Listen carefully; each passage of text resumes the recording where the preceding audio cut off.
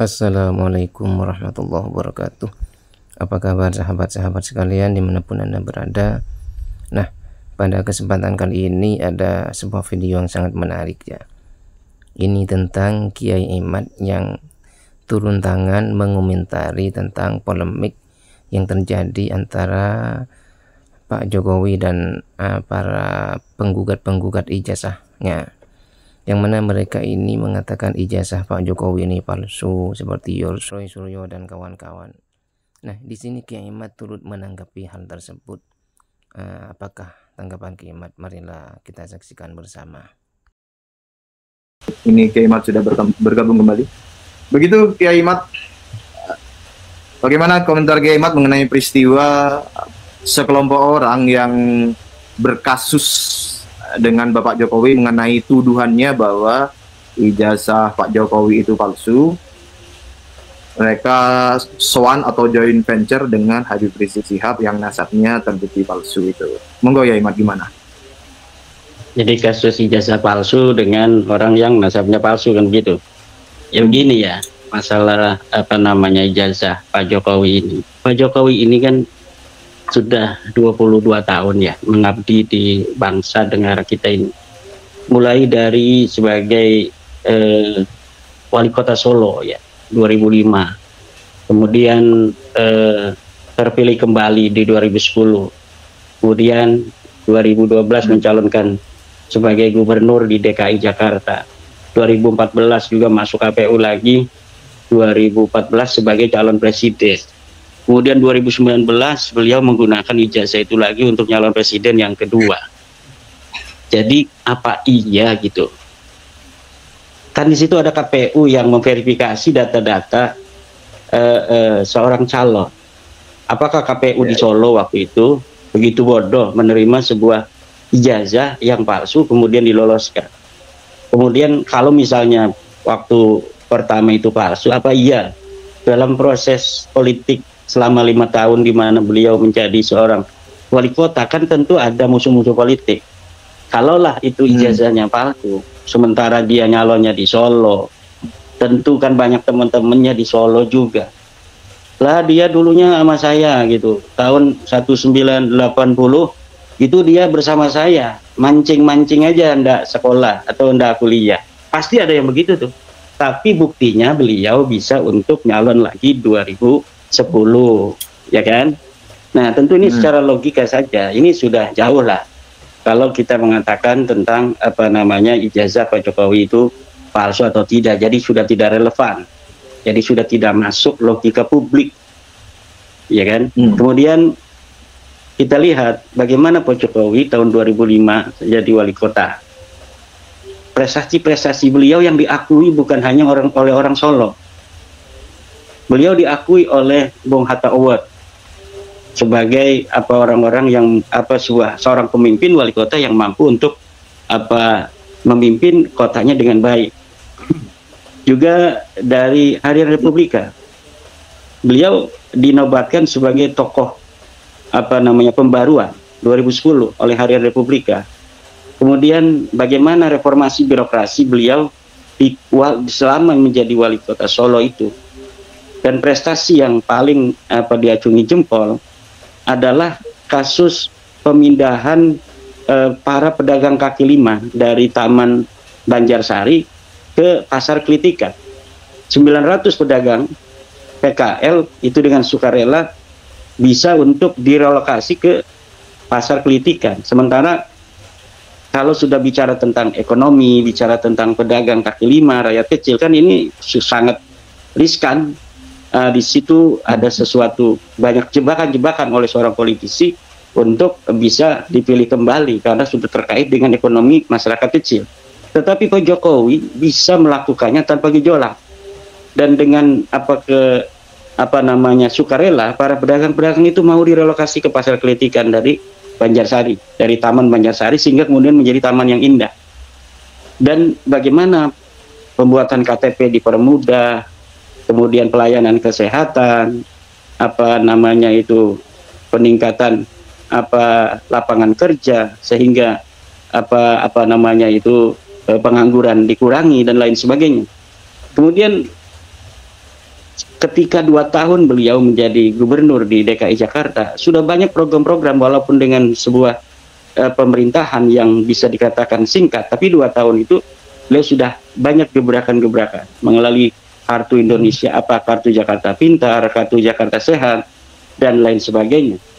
Kemudian ketika jadi presiden, coba bayangkan Mas Rifki, selama beliau 2 periode jadi presiden Indonesia ini, sudah 40 lebih bendungan yang bisa dibangun selama pemerintahan Pak Jokowi.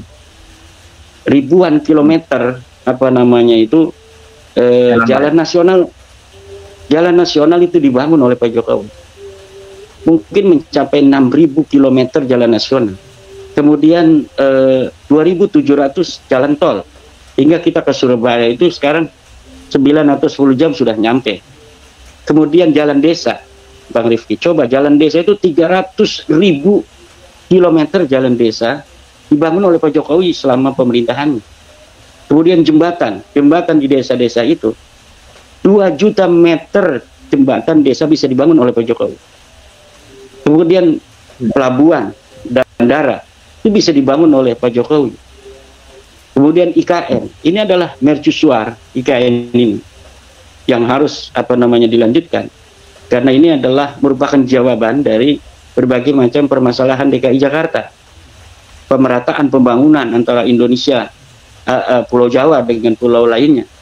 Nah, ini mampu dilakukan dengan keberanian dan kecerdasan oleh Pak Jokowi tanpa banyak ngomong, kan. Lalu tiba-tiba hari ini ada orang ketika Pak Jokowi sudah selesai menjalankan tugas sebagai pemimpin yang diakui oleh dunia, juga diakui sendiri oleh Bapak Presiden kita yang ke-8 hari ini, Bapak Prabowo, bahwa Bapak Jokowi sebagai Presiden ke-7 itu telah mampu membawa Indonesia ini sampai pada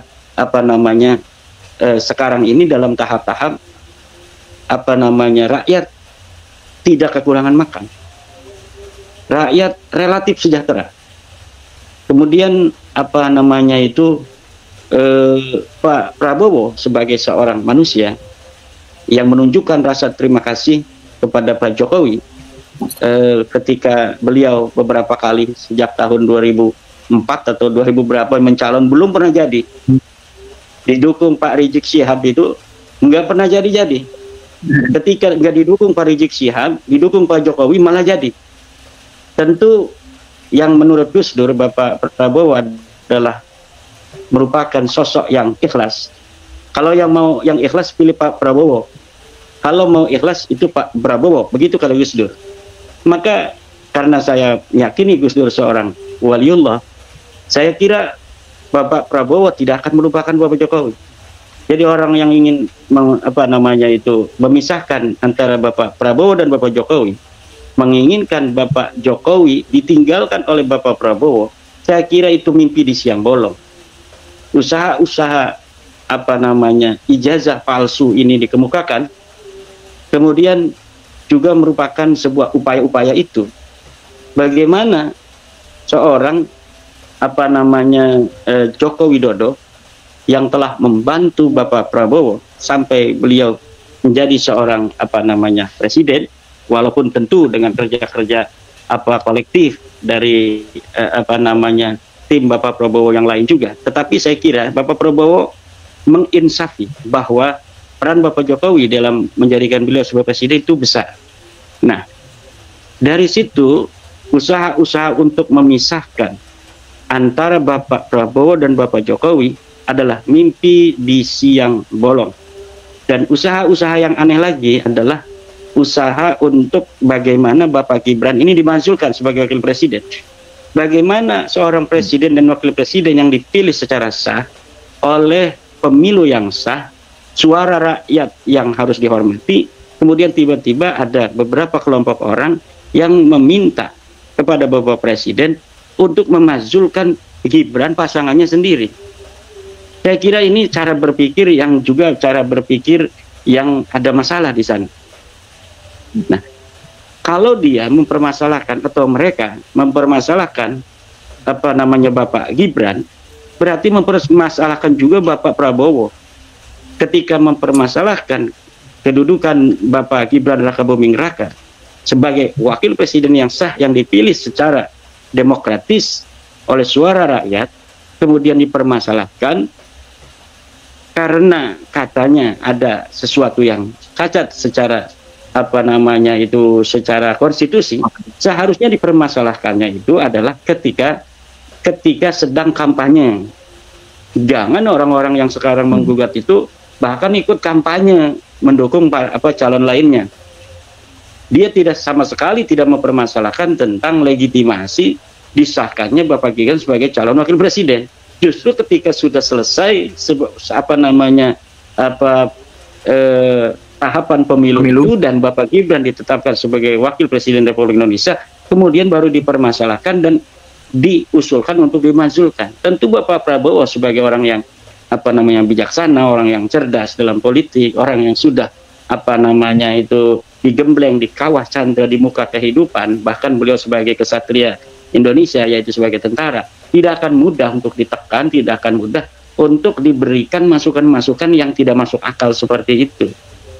Dan saya kira kasus ijazah palsu itu kemarin ada kaitan pula dengan upaya-upaya secara politik untuk mendelegitimasi bukan hanya Pak Jokowi sebagai target, juga di situ Bapak Wakil Presiden Gibran Raka Buming Raka juga menjadi target. Dan saya kira bangsa Indonesia yang telah memberikan suaranya terhadap Bapak Gibran itu tidak akan rela suaranya kemudian dipermainkan hanya karena ada kekurangan puasan secara elektoral, kekalahan dalam pemilu, kemudian orang-orang ini kemudian mempermasalahkan legitimasi Bapak Gibran sebagai wakil presiden. Kemudian mengenai tentang datangnya Rismon Sianipar dan orang-orang yang sekarang sedang dipolisikan oleh Bapak Jokowi, saya kira seharusnya ini istilahnya mereka kan mempermasalahkan ijazah Pak Jokowi, muntang-manting istilahnya itu di media sosial bahwa Bapak Jokowi ijazahnya palsu, Bapak Jokowi skripsinya palsu. Bapak Jokowi sabar.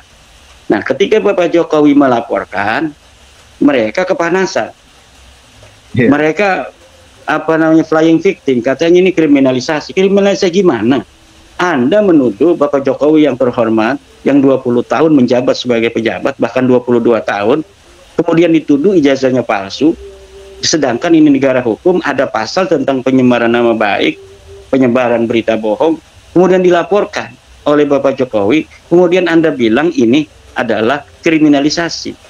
Kriminalisasi itu orang yang tidak melakukan tindakan kriminal kemudian dikriminalkan, itu namanya kriminalisasi.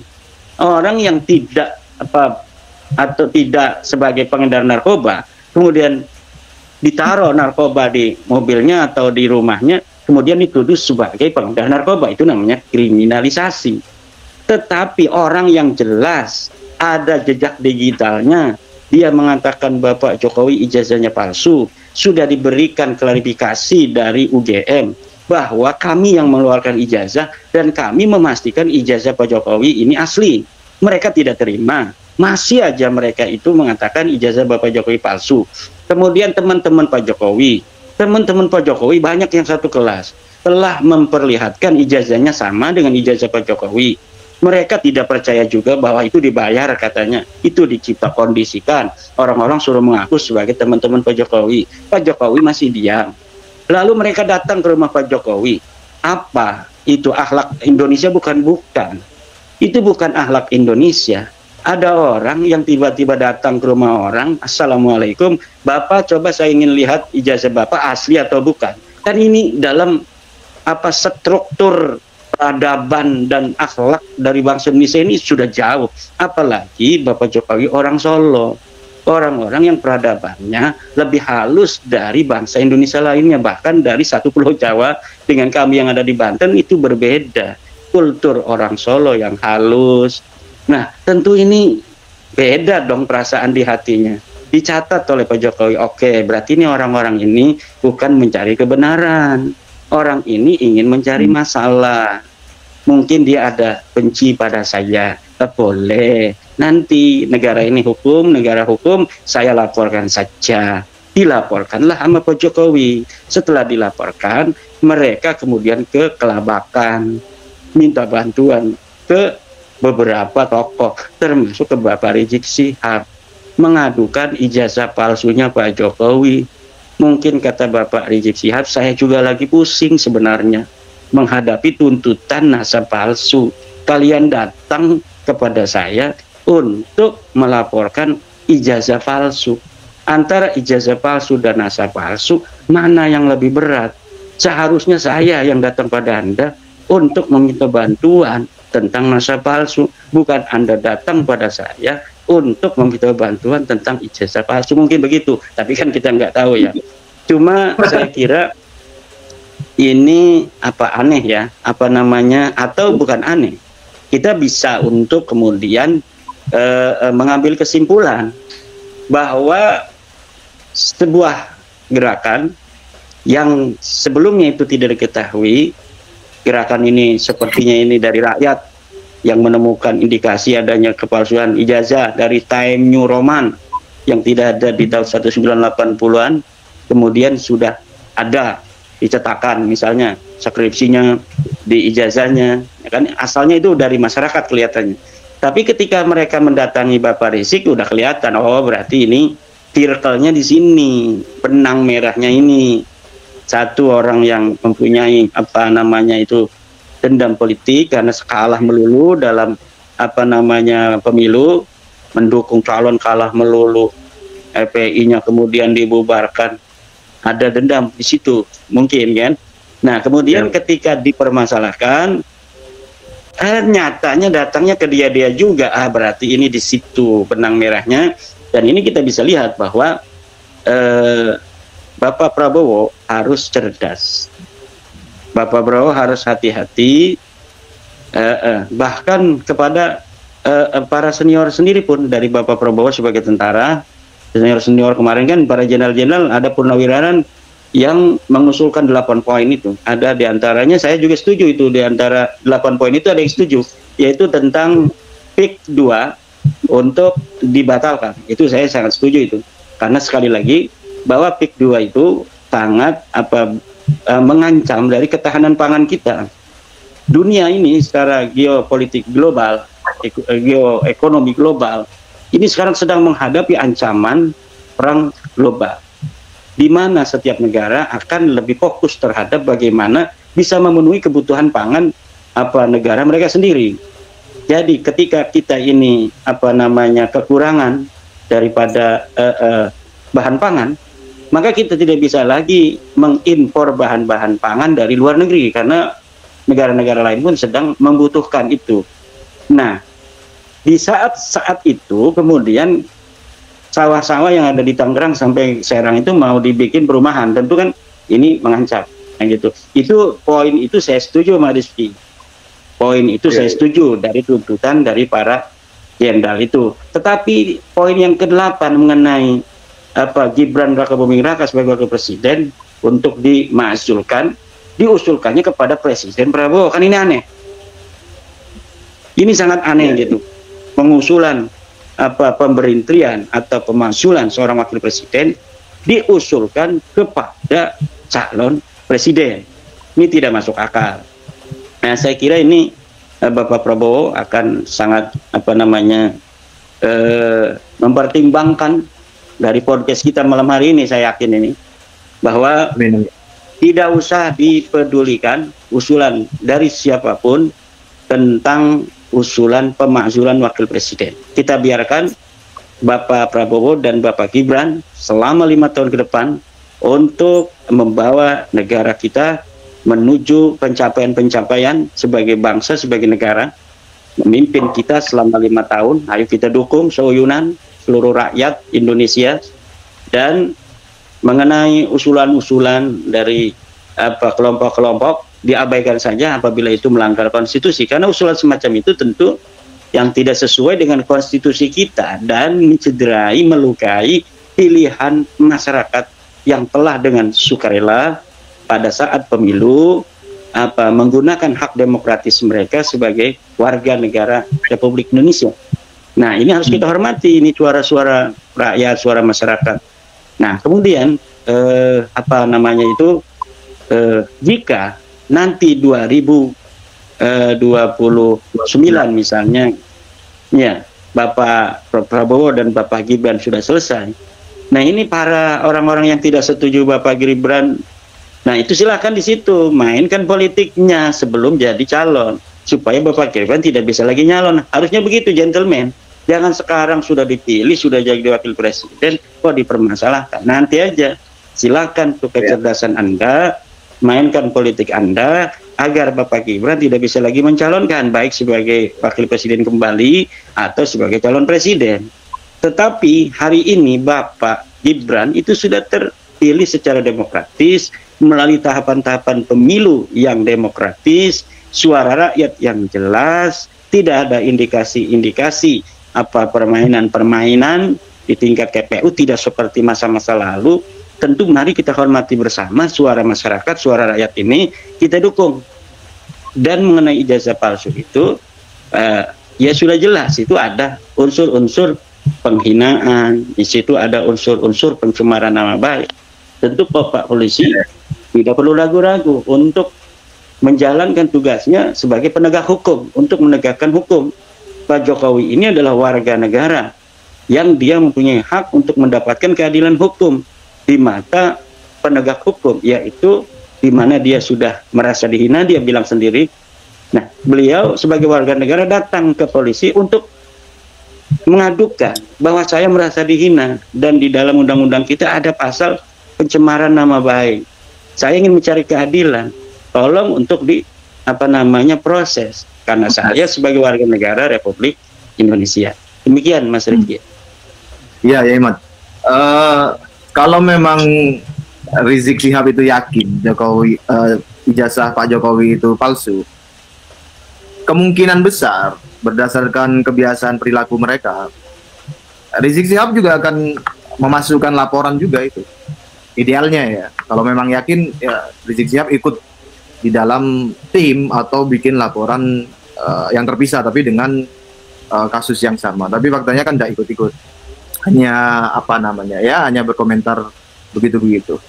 Kemudian Kak Imad, kalau selain tentu tadi Kak Imad sudah menyinggung tentang benang merah antara kelompok yang mempermasalahkan ijazah Pak Jokowi dengan geng Petamburan itu, tapi saya ingin komentar lebih lanjut barangkali untuk memperjelas. Kira-kira menurut Kak Imad, apa yang menjadi dorongan motif dari kelompok penuduh ijazah palsu itu, kok sowannya itu ke Rizik Syihab gitu? Apa urgensinya bagi mereka itu? Kira-kira menurut Kak Imad bagaimana? Mungkin karena Bapak Rizik dianggap relatif lebih kenal dengan Bapak Prabowo, karena kan dulunya bareng-bareng udah lama tuh waktu nggak jadi terus itu. Ya, jadi ketika didukung oleh Pak Rizik kan nggak jadi-jadi tuh. Itu kan tentunya ada perasaan senasib lah dulu gitu. Nah kemudian Bapak Prabowo mungkin kan mikir, kok waktu didukung Pak Rizik saya nggak jadi-jadi, kok didukung Pak Jokowi langsung jadi, ya kan begitu. Nah berarti ini ada sesuatu nih, kehebatan dari Bapak Jokowi atau kesialan daripada Bapak Rizik dan kelompoknya, kan gitu. Nah tapi tentu ada sisa-sisa hubungan itu dianggapnya kan, nggak mungkin orang kok bisa melupakan semuanya. Nah dari situlah potensi masih adanya hubungan itu, mereka datang dengan harapan bisa untuk membantu mereka agar tidak bisa dijerat oleh kasus hukum yang mereka hadapi dari laporan Bapak Jokowi. Demikian. Atau mungkin Pak Rismon Sianipar CS ini ingin supaya Pak Rizik turun ke jalan kembali, turun ke jalan membawa massa demo di depan Mabes Polri bahwa jangan kriminalisasi ulama kita, Syekh Rismon Sianipar. Ini kriminalisasi ulama, saudara. Ini mungkin inginnya begitu mungkin Pak Rismon Sianipar. Kan timnya juga tim pembela ulama di situ. Tim pembela ulama dan aktivis. Kenapa harus ada ulama? Kan seksi kalau ulama untuk membakar emosi masyarakat apa sumbu pendek itu. Kalau hanya tim pembela aktivis itu kan nggak keren. Tapi kalau ada tim pembela ulama itu agak keren. Makanya seorang Rizal Fadilah yang suka caci maki itu kemudian sekarang pakai peci haji. Karena kalau misalnya Roy Suryo kan jadi lucu kalau dia pakai peci haji kan. Namanya Roy Suryo, misalnya Kiai Haji Roy Suryo. Jadi kan nggak lucu. Tapi kalau Pak Rizal Fadilah kan dari namanya masih ada bau-bau Arab tuh. Rizal Fadilah. Dia pakai peci haji, Kiai Haji Rizal Fadilah. Jadi adalah itu bau-bau ulama. Maka tim ini disebut tim pembela ulama dan aktivis. Iya, dengar-dengar itu katanya tiba-tiba ketabrak sepeda motor ya? Ya mungkin itu dari keramatnya Bapak Jokowi ya, sebagai orang yang baik, orang yang selalu diam, ya ditolimi, dicaci maki, beliau diam. Jadi mungkin kan Allah yang tidak rela gitu, Mas Riki. Ya. Baik, terima kasih ya Imat.